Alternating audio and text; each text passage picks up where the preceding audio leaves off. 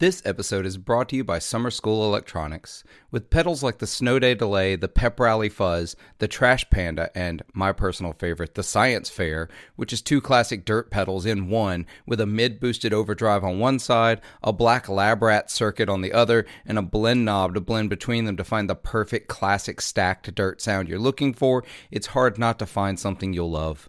Mark builds all of his pedals by hand in Syracuse, New York, where he also works as a full-time educator. In addition to the super fun graphics on their pedals, Mark also offers custom artwork. Want your dog's face on a pedal? He can do it. Want your face on a pedal? He can make that happen too. Go over to summerschoolelectronics.com and make sure to tell him that 40 Watt Podcast sent you.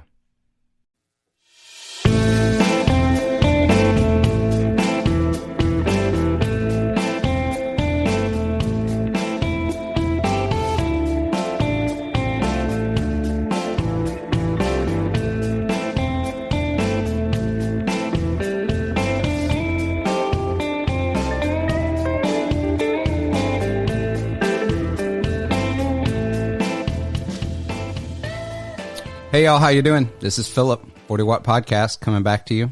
We're in a brand new year, 2021. We took a little bit of a holiday break from podcasting over Christmas, New Year's, and just an extra week just for the hell of it. We're doing our best to start 2021 off on a better foot for the podcast than basically the rest of the dumpster fire has. I've been told already we're in December of 2020 still. So, in the effort of going positive, on the podcast today, I've got a buddy of mine, Walt Busby. We played in a bunch of bands together, played in a bunch of pickup bands together. I've known him for decades at this point, which is a scary thing to talk about. Walt's a guitarist, multi-instrumentalist, engineer, photographer. We're going to talk about that a little bit. But I'm not going to spoil it all. Walt, tell us, welcome to the podcast. Hey, it's good to be here. Yeah, I'm glad to have you finally. We sort of been wanting to do this for a little bit. So give a little background on your journey into music, what, your influences, what you're doing now. All right. I guess it was back in the late 90s, and I was just in the truck with my dad, and a Pink Floyd song came on the radio. And in this particular song, he was playing guitar with an EBow, and I had never heard anything like it before in my life, and I was just like, what is this beautiful sound? And so I got a live Pink Floyd VHS tape or two and watched that, and I was like, this is what I want to do. This is what I need to be doing. And just took up guitar from there, and there's lots of keyboards in that music as well. So I'm like, I need to get a piano. I need to do it all. I get very excited when I start falling for any kind of hobby, and I just want to get as deep into it as possible. So, I was just going to interject. That makes a lot of sense, because when I first met you, you were still in that very high on Pink Floyd, high on David Gilmour, kind of that thing. Yeah, I've definitely kind of grown away from that since, but I still would consider that my favorite guitar player. And nowadays, when I do get the chance to play music, it's more of an acoustic trio. There's two guitars and a violin, and we do three-part harmonies, very folky, very different from the psychedelic Pink Floyd music I was doing 10 years ago. Right. So you're talking about you're in a band called Blackwater Trio. That's right. Which I know for a fact exists sometimes as a 5-piece. When you do live band, full band stuff. Absolutely. Sometimes we call it the Blackwater Trio Deluxe. I love it. No, I love it. I think that's great. Of course, get to play a little electric guitar when you go with the deluxe. Right, because it gets a little old playing the same style over and over every night. Acoustic guitar is not really my main forte. I still do like jamming and soloing. So we were like, look, we have to make this electric from time to time, or I'm going to lose my mind. No, that makes total sense. So we'll back it up just a little bit. So you and I, we had played in a few bands together, but we really started playing together. I was playing bass back with my sister's band, July 23rd, back in the mid-2000s. It'll be 2004, actually. Yeah, 2004. God, that's forever ago at this point. 16, almost 17 years now. That seems crazy to me. So on top of being a musician, I playing in multiple bands, and we're going to talk about some gear and some influences there here in just a little bit.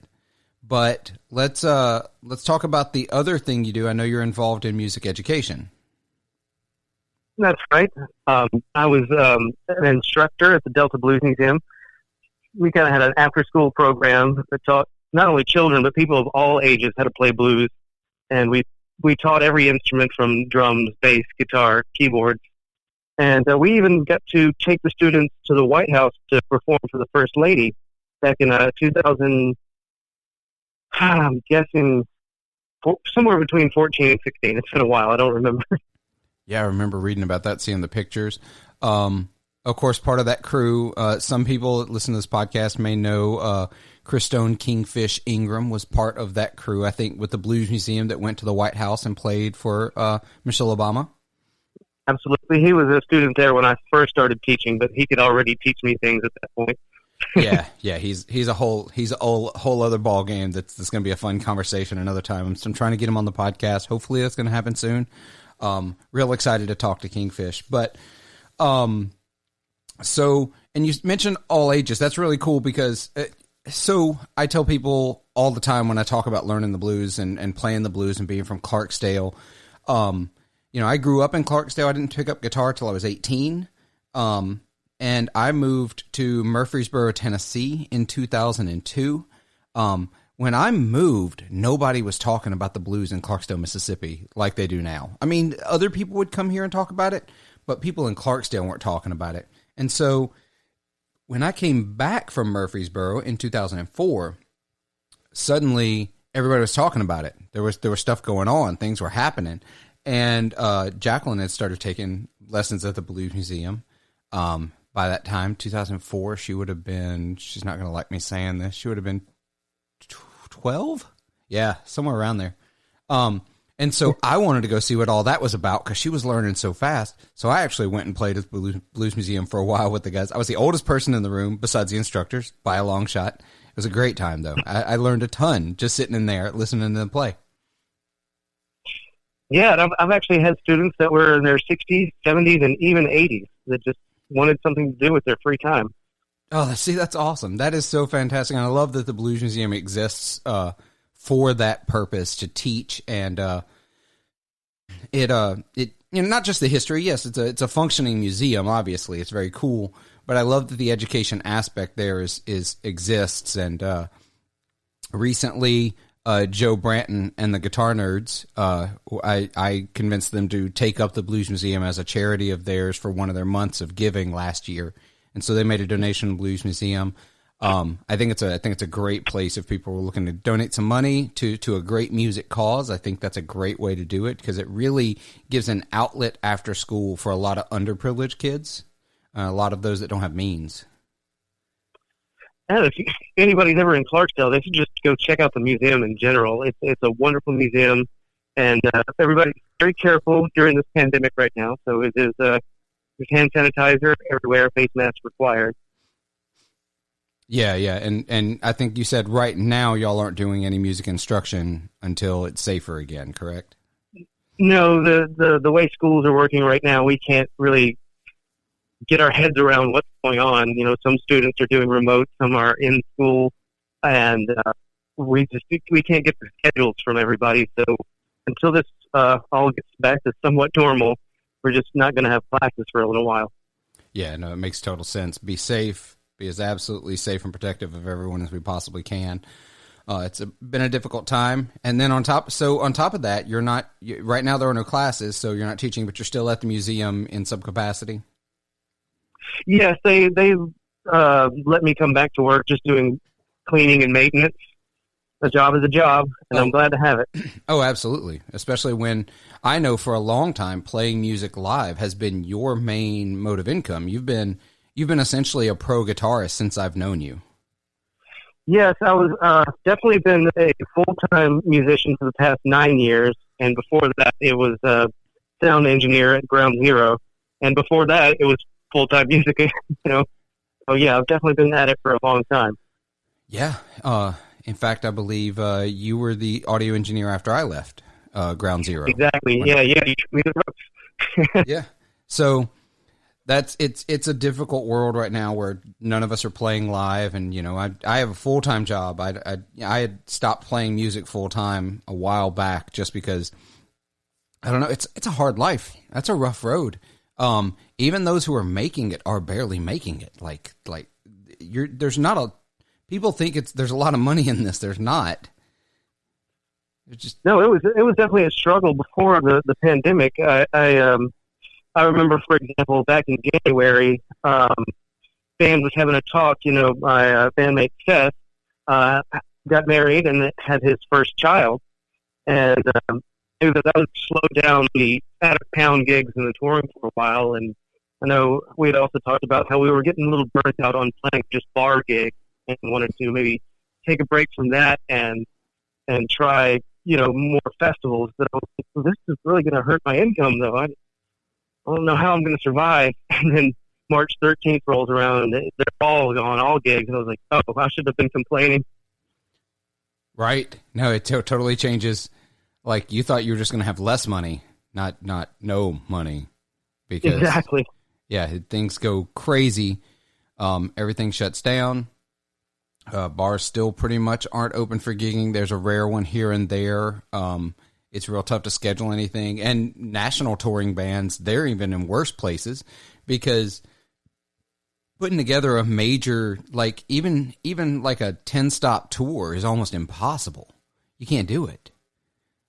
You follow the varying regulations of any state or any city and safety concerns for band. And then heaven forbid one bandmate on a bus with 6 people in it gets COVID, Yeah, and so many rooms don't have much distance between band and stage, and you definitely don't want the band spitting in the audience all the time. Yeah, no, that's very true. These aren't big rooms we're playing. That's the other thing that I know is when musicians, we talk gigs with people. We're like, oh, we got this gig this weekend, or we're playing these 3 gigs over the course of this next, week, or we're doing this. People get this idea that that musicians are always on big stages in front of big crowds. No. Sometimes we're talking about a 30-seat room. Sometimes that's a gig, just like playing a 1,500-seat auditorium is a gig. When you're right on top of the audience, there's not a lot of room. I remember playing Po Monkeys down in Marigold, Mississippi, and you're stuck in a corner about the size of a bathroom, and the dance floor is right on top of you. So or like Reds there in Clarksdale, you're on the crowd. Right. And we have played a few gigs this year, not many, but they're usually weddings and private parties that are outdoors. And so there is no stage. And so we had this problem where we'd be in mid-song and somebody would come up and try to request something from the band and take their mask off and try to whisper in our ear. And it's like, that is totally not cool. Please step back. Right. This is unacceptable behavior. Please step away from the band. It makes me want to go back to like Blues Brothers style chicken wire around the band. It's like, no, back up, stay back. We're up here, you're down there, it'll be fine. We're good. So let's talk about guitar for a little bit. So you have ranged a lot of genres since I've known you, from the influences of Pink Floyd.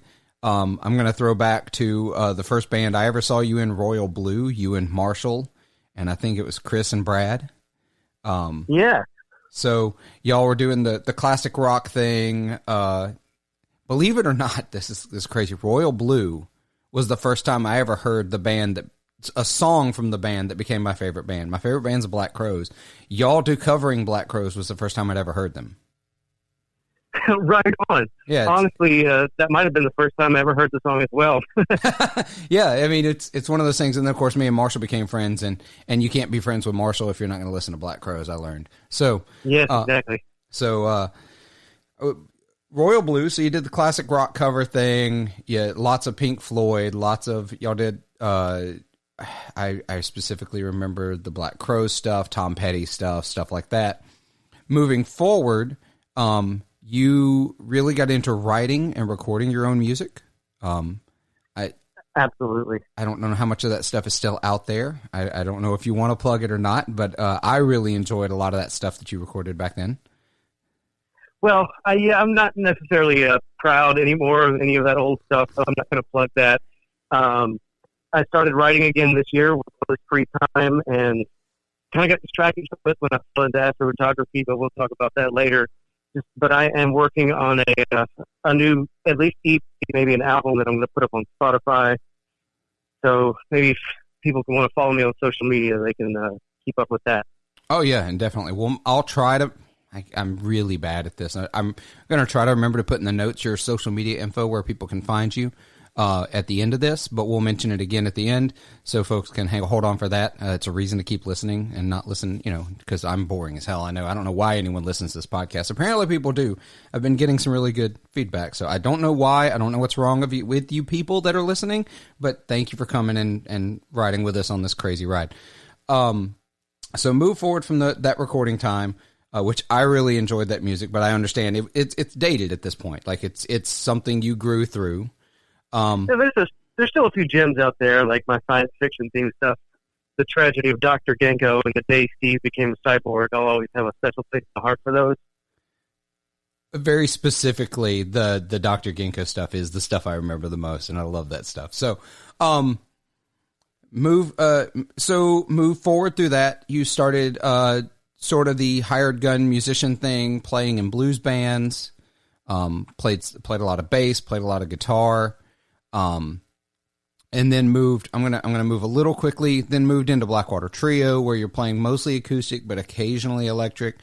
The thing that boggles my mind, though, as long as I've known you, your rig has not changed that much. We'll be right back. This podcast is supported in part by Stringjoy Strings. I'm a snob, at least that's what people tell me. I'm never okay with good enough, and that's where Stringjoy Strings come in. They're better than good enough. They're the best. Stringjoy are making some of the finest strings available today right up the road from me in Nashville, Tennessee. They offer custom sets, balanced tension, coated strings, the works. If you need it, they can probably make it happen. You should be using Stringjoy Strings, and if you're going to order from them, you really could help this podcast out by clicking the affiliate link down in the description or show notes below. You get amazing strings, I get a little bit of that back to help the show keep going. It's a win-win situation. Get your Stringjoy Strings today.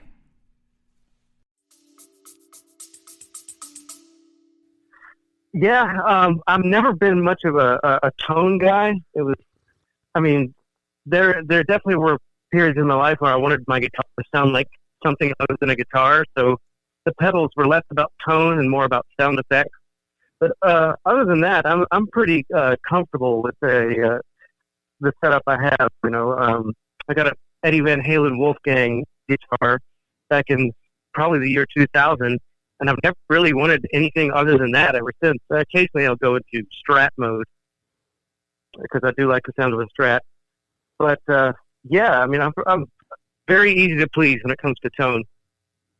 Yeah, specifically that Wolfgang is the guitar I've always associated you with. Now that's a PV Wolfgang, correct?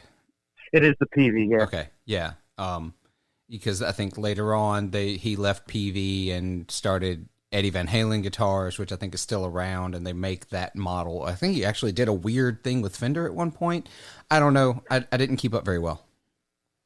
Yeah, and I just like the guitars because, I wanted a big, beefy sound, but I just do not like the necks of Gibsons, or most Gibsons I've played, and I loved that Wolfgang neck, and that's what sold me on it. No, that makes sense, and I have played that guitar, and I don't play that guitar well, I will tell you. It's a different animal. As someone who is more of a Fender and Gibson player, actually more of a Gibson than anything, that neck feels completely foreign to me. No, and I'll go for long periods of playing just that guitar, and then I'll pick up the Strat. I'm like, I don't know how to play anymore. This feels alien. Yet I'm gonna get hate mail over this, but I don't mean it quite the way it sounds. The neck on those Eddie Van Halen guitars sort of they're different in sort of the same way that a Paul Reed Smith neck is so different. They don't feel the same, but it's like, you know, a Fender neck and a Gibson neck, and I know them and they're comfortable, but like I pick up a Wolfgang and I may as well be trying to play trumpet. You know, and that might have something to do with the fact that I really haven't changed much throughout the years, because I'll go through phases where I try other things, and in the end, I'll either sell them or just put them in a corner, not touch them again, and go back to the Wolfgang.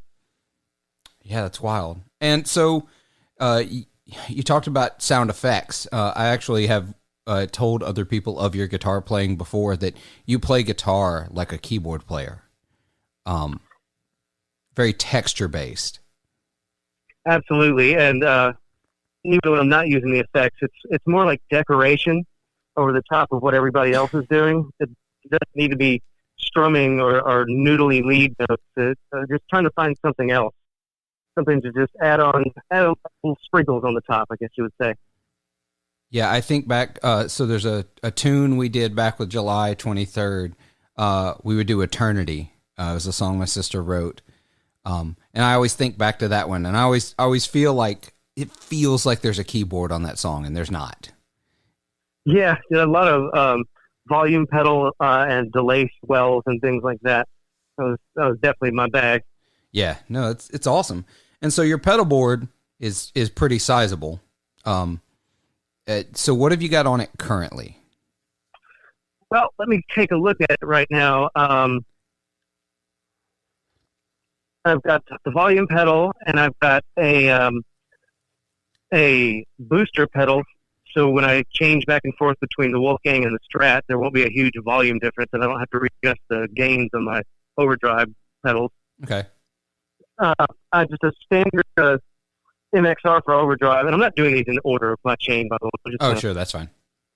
Yeah, a Boss compression pedal, Digitech whammy, small stone phaser. I've got a Super Ego synth engine that kind of freezes chords and you can solo over them. So there's a lot of other weird things. I got a Boss rotary sound processor. It's a Leslie cabinet simulator, and right. Also a Roland Space Echo delay pedal along with a digital delay DD3 by Boss as well. So that I think it's the RE20 is that digital space echo. That pedal, that's your sound to me, and it's really funny. I remember when you got that one because you'd use DD3s forever. You're the reason I love the DD3 as much as I do. I still think it's the best digital delay Boss has ever made.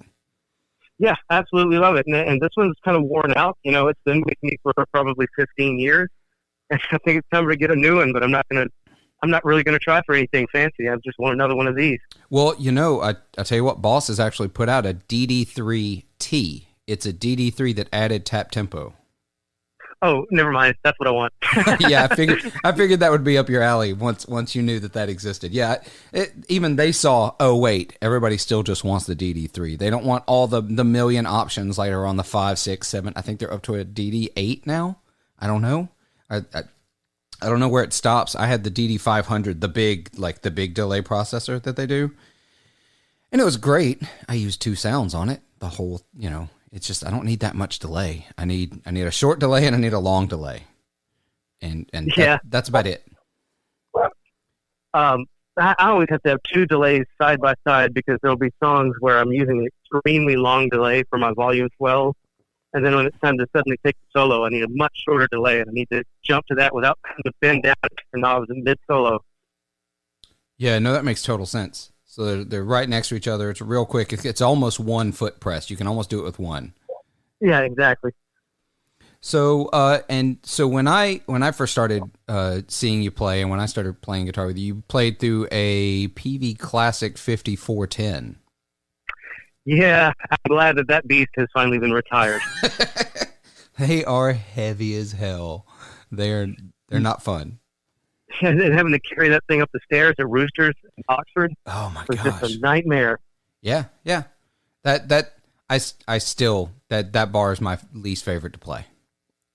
Not because of the bar. Has nothing to do with the bar, the crowd, or any of that. Just those stairs. Those stairs are friggin' awful. Yeah, the stairs of doom is what I always tell them. Okay, we're going to the stairs of doom tonight. So, but now I think you're playing through Deluxe Reverb. Is that right? Yeah. Yep. And I'm playing with the one with the custom channel. So it's a little more beefy than a standard Deluxe Reverb, and I really like it. Oh, very cool. I don't know which model that is. They've put out several Deluxe Reverb reissues at this point, and I have one of the 65 reissues, but it doesn't have that extra channel. So the one you have is like a 68, maybe? Yeah, I can't quite remember off the top of my head. I just know that it has more of a bassman sound in one of the channels and more of the classic, really high-end Deluxe Reverb on the other channel. Oh, that's cool. That is very cool. I think Fender has been... They're doing something right now. With the guitars they're launching and the amps they're putting out and the way they're throwing back to what they used to do and updating it a little, not getting real crazy. They're not doing what 80s and 90s Fender tried to do, early 90s, and try to cash in on every market. Instead, they're doing what they do and they're just doing it well. Yeah, and this amp is great. You know, I didn't want anything with some kind of super hot gain channel or anything. Just give me a good sounding tube amp with a little variety, I guess. And I got just that from this amp. That is awesome. I actually, my Deluxe Reverb amp that I got, I went and sat in with Kingfish last year, in January of last year. I think it was January of last year. When he came to play Hattiesburg, and I took just the Deluxe Reverb and a drive pedal, and that was everything I needed. Yeah, that really is all you need. It's really fantastic. I usually pick one extra pedal for some kind of boost when I do some of these smaller blues shows, and that's usually my compressor pedal. Yeah, you use, if I remember correctly, it's the CS3. Is that right? I can't think of it off the top of my head. Me either, but it's it's the Blue Boss compression sustainer, and you use it as a boost instead of as an actual compressor. Right. Yeah, I'll have it to the right of my overdrive, and on that for solos, and it just gives me the sustain I want, and it kind of drives the overdrive pedal a little bit, and it's exactly the sound I wanted. Yeah, not a lot of people doing that, or honestly, I think people sleep on that pedal. I don't think people pay as much attention to that Boss compressor as they should. I know in the bass world they were highly regarded for a while. I think some other things have crept up to sort of take their place. But I think guitar players really ought to start looking back at some of those things that they're used in a way they weren't intended to be used. Another good use for them is if you're completely clean and doing volume swells, they make the sustain so much better, and you get much more of a keyboard vibe. Oh, that's super cool. Yeah. I don't have a compressor on my board anymore. I shrank my board down because it had gotten completely unruly. It didn't make any sense anymore, but I use the compressor in the HX Stomp for that sometimes if I need to do volume swells, which I don't really much. That's not really my style. It's never been my thing, but when I play church gigs, that's a big thing there. So I have to be able to do that. So actually church gigs, I typically take a Helix rig and I can do the volume swells there. But without the compression for volume swells, your signal dies almost before you can get to the top of the swell. Yeah, and you try to make up for it by adding more and more delay, and sometimes it just causes problems as well. Right. No, it makes sense. So you want to make sure it keeps that signal as high up as possible throughout the swell. Mm-hmm. I've always been really impressed with your sound in that way, is that you're not the typical Southern classic rock blues guitar player. I'm not going to come in. I'm not going to come to a bar you're playing. I'm not really going to hear you dropping Stevie Ray Vaughan licks. I'm not really going to hear you dropping the Guns N' Roses stuff. What I'm going to come in and hear you is now, granted, those kinds of licks are necessary in certain songs, and I've heard you play over those style songs, and it fits. But what I really hear in your playing is so cool. It's this creative, textural, soaring type of sound. And it's very much, you hear it, the David Gilmour influence. Absolutely. And like we were talking about earlier, just decorating, somebody's playing a standard chord progression and you want to kind of spice it up a little bit. Let's say somebody's playing B minor to G major over and over again. If I just stick on a B minor higher up the neck and never change, it really adds on to that G chord once they switch, makes it a G major 7. And just thinking of all kinds of little things like that to spice up the chords and decorate. Yeah. So, shifting gears a little, which is this sort of plays into it. So not only do I really love your guitar playing, something you started doing, and I think you still do to this day, you do a lot of engineering for studio work. There's several artists out of Clarksdale that have had you either do the recording, the actual engineering, and then the mixing of their album, or just the mixing of their album. In fact, if I can ever get this EP recorded, I'm going to have you mix it for me as well. But are you still doing that kind of thing? Let's talk about your studio experience. Yeah, absolutely, man. I actually prefer that style of music over playing live. I like being in my little cave in my studio making music. I guess the way that got started was I was playing in the junior high school band way back in the 90s, and I would learn each band member's part. I'd play saxophone, but I'd learn the trombone part, I'd learn the trumpet. And I was like, I wish there was this device where I could record all of these parts and be the entire band myself. And I just kind of invented it in my head. And then one day, my friend Richard Chrisman comes over with a Tascam 4-track tape recorder. He's like, check this out. I'm like, no way. That's what oh my God. And I had to buy it off of him, like right then and there. And it became an obsession ever since. And went from that to like ADAT tape machines, and then building my own computers with Cakewalk, and finally Pro Tools. And you're still using Pro Tools to this day? Yeah, I finally broke down and started doing the subscription plan, so I can always have the latest version.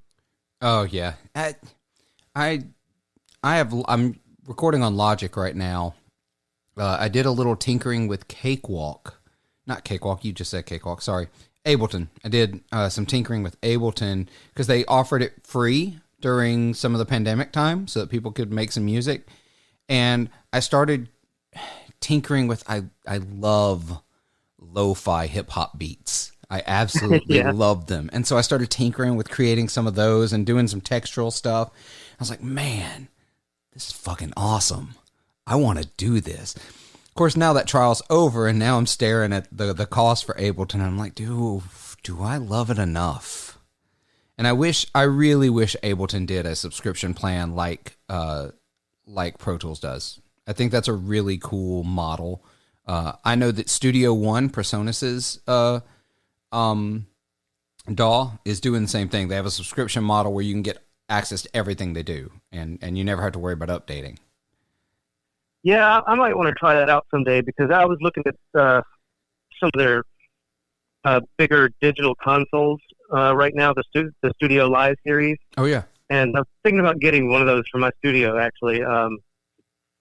First I was looking at the X32s, they're more in my budget, but then I was like, I don't know. I think these, the way that the Studio Lives are set up is you can actually plug in your preamps. If you have outboard preamps, you can plug those in and bypass the preamps of the console itself.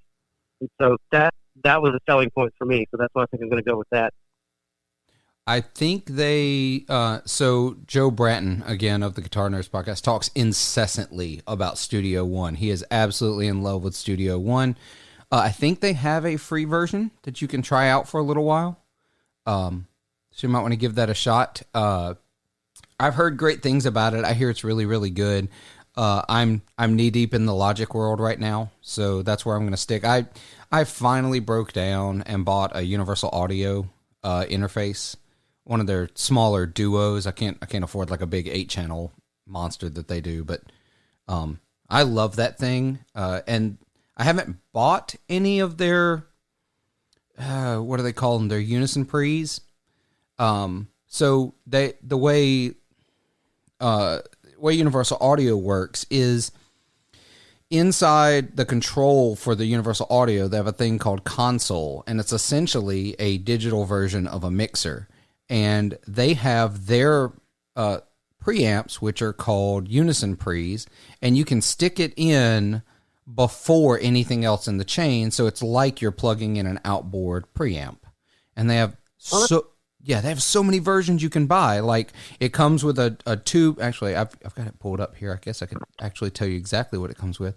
So it comes with a Neve 1084, or at least I've got a Neve 1084. No, that didn't come with it. It's telling me I need to buy it. I tried that out at one point. But it, let me swap that out. But yeah, they've got all the Neve stuff. They've got a bunch of Universal Audio. They've got compressors. They've got guitar and bass amps. Like, it comes with a Marshall Plexi preamp, so you can plug guitar directly into the box, and it mimics as if you were plugging directly into an amp and micing it. They do the same thing with an Ampeg SVT model. You have to come over sometime. I'll show you it. It's real cool. Yeah, that's amazing. I'd love to try some of that out. Yeah, it eliminates the need for me to have to collect outboard gear. I don't need a bunch of outboard preamps and compressors and, distressors and all that kind of stuff. Now, Universal Audio's plugins are not cheap. That's the other side of the coin on it, though. Yeah, I'll probably not be spending a lot of money on software myself, since I bought the Native Instruments Complete Ultimate. This the biggest version you can get. Oh, yeah. And so I've got every synthesizer that I could ever want, every sound I could ever want. And honestly, it's so overwhelming. Sometimes I sit there and go, I'm going to create today. What's the one? I'm going to pick something out of these 1 million plugins. Paralysis by analysis or option paralysis, whatever they call it. Yeah. Yeah. Modular synths is another avenue that started to seem really, really alluring to me lately. I don't know if it's because of the getting into the lo-fi beats or whatever it is, but like, I've been really tempted by synths, guitar pedal synths, or like full-on keyboard synthesizers. Yeah, I wouldn't mind owning an actual hardware version of those just to turn on and just mess around with it. Yeah, no, you would make way more use of one than I would, but I would find like one or two sounds and then just like crank them and just go nuts. But it's fun. I just tinker with the ones in Logic right now. We'll see where that gets me. They're not amazing. The ones that come stock with Logic, I mean, they do the job. Like, you mix it, you do enough EQing, you can make something really, really good sounding out of it. But they're not going to mimic some of those. I don't think, could be user error. They're not going to mimic those classic synth sounds. Yeah, and every time I start getting into that, I'll watch like 2 or 3 hours worth of YouTube videos and finally start wrapping my head around how to get certain sounds out of the synthesizer, and then I won't play with it for 2 days and forget it all. It's a lot to take in. That's exactly what I'm going through right now with Logic. So, I got my degree at Delta State in music and audio engineering, mix. I don't really remember ever learning how to properly master, so that's not something I know how to do. But engineer and mix, I learned how to do those things. Of course, I did it live for a while. Of course, when I did it live, we were just starting to upgrade the PA. Y'all are working with a better system. You worked with a better system at Ground Zero than I got to work with, and now Alan is getting to work with a better system, I think, than when you were there. I don't know what the state of it is now. Oh, yeah, it's nice. They got the X32, but they've also got the QSC speakers that are just absolutely incredible. I love those 32s. I have my live mixer is an X18, I think. It's around X Air 18. I'm sorry. That's what the Blackwater Trio uses as well. I love that thing. That thing is unbelievably good. I've been thinking about using it so that I can record more channels at one time, and I'd still have to mix them down to stereo to get into the Apollo unit because it's only 2 ends. because there is no, it has a way for me to use a light pipe to get 8 more channels, but there's no light out of the Behringer unit. So Behringer, I don't know, somebody's going to call me on it.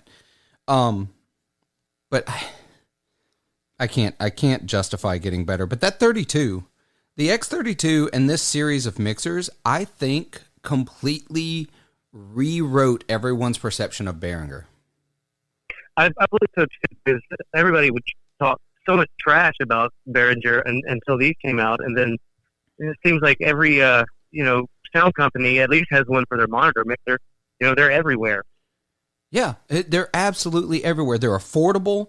They're versatile. They do it all. It's a full rig, especially if you start buying their on-stage boxes. They're all sorts of things. I really love their in-ear system. We used that at one of the churches I played guitar for, and I really liked it. The P something, I don't know. It's a 16-channel personal mixer, so I could mix my own in-ear mix on stage. It's fantastic, and it's so cheap. Yeah, the Hearback personal monitor system used to be so expensive, and I was like, I'll never be able to afford something like this. Yeah, now they're, every small church in a town has that set up because it's so affordable. Each personal Hearback unit's less than a couple $100 each. It's not bad at all. Eventually, if I ever build out the studio like my plan is in the next couple of years, that'll be what I use for the in-studio Hearback system, is the Behringer stuff, because it just works. With I don't know if I'm ever going to go back to building a studio where I invite bands into the house. One of my last experiences with that was I recorded a band. It took about a week. I had a girlfriend at the time, kind of at the house too, and our personal space was just gone. We had band members showing up at 8 o'clock in the morning and staying until midnight. And it's like, I can't do this in my house anymore. If I ever get back into recording full bands, it's going to be in somebody else's studio. Yeah, no, that makes sense. Well, maybe we'll have to talk. If I build out this space, we'll have you come do some engineering over here, because you've definitely got. So, pointing back to the whole spark of this conversation, I'm going through this with Logic right now because it has been so long since I have been in a DAW to this degree, right? That it's all a little foreign to me again. Like, I sort of get it, but it's like I understand the flow, I understand plugins. But, like, there are other functions that I'm like, I don't remember the shortcut to do this, or I don't remember how to do this. I had to relearn how to quantize MIDI tracks in Logic, because I had not done that in 10 years. Yeah, I'm going through something similar.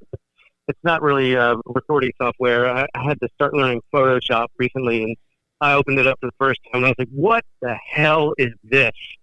It almost didn't want to get involved. Sometimes it's hard to get back into learning software or learning new software. So let's talk about that. We'll shift gears completely from audio software, because I promise I could talk studio with you, and I will at some point as I'm learning to do this. I've started recording little 4 to 10 track, little minute to 2 minute snippets of songs. Like, I sit down and I'm like, okay, I find a drum loop that I like. And then I play the first thing that comes to my mind over it, and then I just start adding. It's just teaching myself to do it, right? I think I'm gonna take all these tracks and just throw them up on a sync licensing website and see if anybody wants to use them for, like, podcasts or YouTube videos or whatever. There you go. I might start using some of that for some of my videos. Yeah, exactly. Well, I will point you to it, and also think that you've probably recorded a ton of music over the years that would be really good for that kind of thing, so I'll show you how to set that up. It's really cool. Like, the music from my podcast, I didn't record this. I licensed this from somebody on a website. It's real simple, and people are doing it all the time. It's a great passive income for musicians who have access to recording software to just throw up some little 1 to 3 minute clips of music up on a website, and people like it. They use it for whatever purposes, and a little passive income. But very excellent. Yeah, and so I'll get some links to you, because it's really cool. But shifting away from that, learning new software. During the pandemic, you took up an entirely different pursuit than music. Yeah, man. I live out in the middle of nowhere, and the skies are so dark out here, and when I go outside and look up, I want to share that with the world. And so I took up astrophotography, and at first it was a hobby, then it became an obsession, and now it's pretty much my whole life. That's completely wild. So I've been looking at your photos for a while. There's a couple that I've already talked to you. I'm like, I want that photo for when I finally finish this EP or album, like, period. I'm going to license it from you, or however we work that out. But your photos are amazing. Not just your astrophotography stuff. Like, your photography in general is amazing. You've learned Photoshop to do it. You've started selling prints now, which I'm super pumped about. And you started a YouTube channel. Yeah, well, I heard someone once say that one of the ways to truly master something is to teach it. And so I really want to talk about it all the time, but nobody really wants to hear. So I just started YouTube channels where I could teach and talk about it, whether people listen or not. That's awesome. That was the impetus for starting this podcast, is that I want to talk about guitar and music and gear, and nobody wants to talk about it with me. So I'm just going to yell into a microphone and put it up on the internet. Yeah, and there are people out there that actually do want to hear about it. And so it makes you feel good when people are like, I heard your podcast, or I love that YouTube video. Thank you so much. You inspired me to do something, blah, blah, blah. Yeah, it's really weird. It's like the other day I got a message from somebody. I was talking about some other thing, like it was gear, but it was on one of the groups I'm on Facebook. We started talking about gear, and then they casually said, "Hey, love your podcast, by the way. When's the next episode coming out?" I'm like, "You actually listen to that thing?" So it's really cool. I've been watching your video. So we were talking before the podcast started. Apparently, I'm a video behind. I need to get caught up. But like, you're teaching people how to use the cameras they've already got, like where they don't have to buy extra equipment if they don't want to, which, by the way, I have a camera. I'm totally going to try this at some point. You did a deep dive on how you layer the photos so that you get the stars to look like, I'm going to find the right way to phrase this, and then you're going to correct me. But like, when you're doing astrophotography, this blew my mind. Because you've got it set up to follow the stars so that you get a long enough exposure, the ground would be blurry because it doesn't move. So you have to do double photos, one of the ground and then another long exposure of the sky, and impose them over each other to get the final print. Right. So I started using a star tracker this year, and that's exactly what it is. It moves the camera with the rotation of the Earth. And so the stars are frozen in the screen, but the ground blurred. And so that's a style of photography called landscape photography, when you have the ground and the sky in the same shot. And there's just, with a star tracker, there's no way around it. You have to do a composite where you take several, 3-minute exposures of the ground, then turn the star tracker on and photograph the sky, and then blend them together in Photoshop. That blows my mind. I watched that video of you showing you how you did it, and it was something I never would have thought of. I would have never thought about the fact that, the ground is going to not move, so it's going to be blurry. Especially, you're taking photos where if I were physically there looking at the sky, most of the sky would look just dark to me. But because you're doing the super long, like I think I saw where you're doing like, in some of them, half-hour exposures? Well, it's more like 3-minute exposures times 20, and so you add all that together, and you've got a lot of data. I try to get 2 or 3 hours worth of exposure time with that method. When I do deep sky stuff, the faint galaxies and nebulas above, that sometimes I'm out there doing 3 hours worth of exposure. That's insane. That completely blows my mind. And I'm sitting here like, like a 15-second exposure times long to me. And I'm like, oh my gosh. But yeah, so you're capturing light that we just as humans can't see. Like we can't get all that light in the way you're capturing it in the camera with those long exposures. Right. Think of it as like light is rain, and the camera is a bucket. And the longer you open the shutter, the more the bucket fills. That is absolutely wild to me. And the photos look amazing. And I've seen a couple of years recently, you've been trying to capture the Horsehead Nebula and what's the other in the same vicinity? I can't think of it. Speaking of light that our eyes can't pick up in a Horsehead Nebula, Horsehead Nebula emits a kind of light called hydrogen alpha, and it's in the red spectrum and around the infrared, we know we can't see with our eyes. And so I'm having a hard time with that because cameras also don't pick up that red light spectrum. So I'm going to need to either modify a digital camera or buy a dedicated astronomy camera to pick up that kind of red light. That's what I was going to ask, because I saw in your post you were having some issues with that nebula because of something, and I didn't know exactly why. So that's why it emits a spectrum of light that we don't see, and therefore most cameras aren't designed to see. Right. So all of our cameras usually have a filter in front of the sensor that filters out that kind of light, so your photos won't get red. And see, you can, if you're brave, take apart your DSLR and remove that filter from the chip. But, I'm not going to probably risk doing that with my camera. Yeah, that sounds insane. That's a lot of, and then of course, at that point, that camera, now this is what that does. You can't use that camera for anything else. Right. Yeah, there's no more taking it into the city and getting great, cityscapes, and no more wildlife photography because everything's going to be red. Oh, that's crazy. That is so. See, once you started doing this and I started seeing your photos, I realized I'd never even heard of the field of astrophotography, but it makes sense. Someone's got to be getting these photos, right? I just guess I always assumed they were from satellites or from observatories, and I'm sure they do put a lot out there from those, but I never realized that with a plain old DSLR and something to move it with the Earth, that you could take those kinds of photos. Yeah, and it's just a very humbling experience because what a nebula actually is the death or birth of a star. It's either one. So you're looking at life cycles of stars out there, and it's like, for example, the Orion Nebula in the constellation Orion is a star nursery, and when you capture that, you can actually see inside there baby stars forming and solar systems that are not quite solar systems yet, but they're on their way. And it's like, I can't believe I can photograph this myself. This is life and death of the universe. That is completely incredible. And it makes me, I'm not going to get as financially invested because I can't afford to, but I do have a camera and I am very intrigued. So I may have to try this at some point and call you up for some advice. Get some basic photos. I'm not going to be trying to get any nebulas or anything like that takes too much tracking, but. Oh, the summertime, all you need is a camera and a tripod and a wide-angle lens, and you'll get the core of the Milky Way galaxy, no problem. Oh, that's awesome.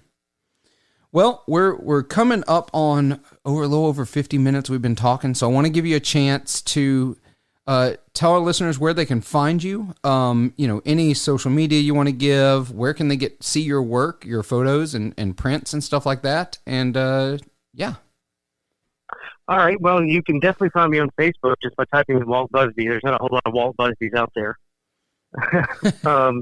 Instagram would be Master Elfnog. And the Elfnog is ELFNOGG. And I will definitely make sure I get those in the show notes. And for photo prints, you can find those at waltbusbyphotography.pixieset.com. Very cool. I'll get you, if you don't mind, send me that link on Facebook, and I'll make sure I get that in the show notes as well. Sure will. Awesome. So, folks, this is episode, I think it's 7. I didn't look it up before we started. I think it's episode 7 of the podcast. Having a great time. Hope everyone's rolling into 2021 being positive. Please be positive. There's enough negativity out there. Make some music, make some noise, create art, do your thing. Let's try to overrun all the noise that we're hearing. Going to remind everybody, you can find us, obviously, you found us hopefully wherever you get your podcasts. Tell your friends about us. Give us reviews wherever you get your podcasts, especially Apple and Spotify. That really helps us get the word out and get other people listening and paying attention and seeing what's going on. I got some things planned for this year. Thinking about starting up a Patreon. Actually, technically, I already have one. I just don't know that I'm going to put it out there. I don't know if that's the route I want to take yet with the podcast. Give me some feedback on that if you think. But I do think I'm definitely going, if I start the Patreon, because this isn't my full-time job, this isn't what I do for a living, I am going to take 25% of whatever Patreon brings in, and I'm going to donate to charity every month. I have a couple of charities that are really near and dear to my heart, Blues Museum being one of those. St. Jude Children's Hospital is another one that's really, so those are going to be really high on my priority list. But I haven't really decided that I want to put the Patreon out there. But it does exist. I'm going to maybe think about it. Get back to me. Tell me what you think. You can email us at 40wattpodcast@gmail.com. Email me your questions. Email me your concerns. Email me your thoughts. Send me pics of your rig. I don't care. I know Rhett Scholl's doing that. Send me songs. If you got songs you want me to put on the podcast, I'd be happy to close our podcast out every week with an original song. You can call the podcast and leave a voicemail. It's a Google Voice number. I don't mind telling you that. I'm not going to answer. You're not going to actually talk to me because it's a scary thing putting a phone number out there into the void of the universe and the internet. So, but you can call and leave a voicemail at 662-546-0615. And I will answer those on the podcast, or maybe I'll have my guest, whoever my guest is, try to answer those questions on the podcast for you. So that's all we've got. I'm going to close this out. Hopefully, I've got a few interviews lined up for the next couple of episodes. I think you're really going to dig them. I think it's really cool. Really appreciate Walt coming on and talking. We'll get Walt back on at some point or another because I think there's a deep dive in audio engineering and recording that would be really cool for me to have that conversation because Walt has done so much more of it than I have. But until then, y'all have a great, great week, and we'll see you next time. Bye.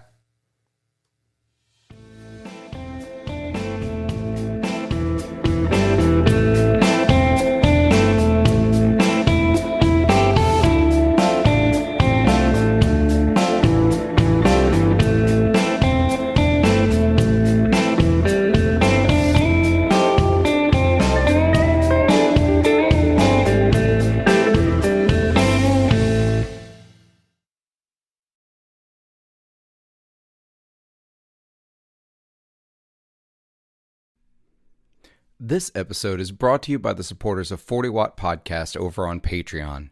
Go over to patreon.com/40wattpodcast, where for as little as $3 per month, you can help support the podcast and get every episode ad-free. For $5 a month, you'll get every episode ad-free, as well as a bonus episode every week. I can't overstate how thankful I am for the support of my patrons, and hope you'll consider joining the team and helping keep this show on the road.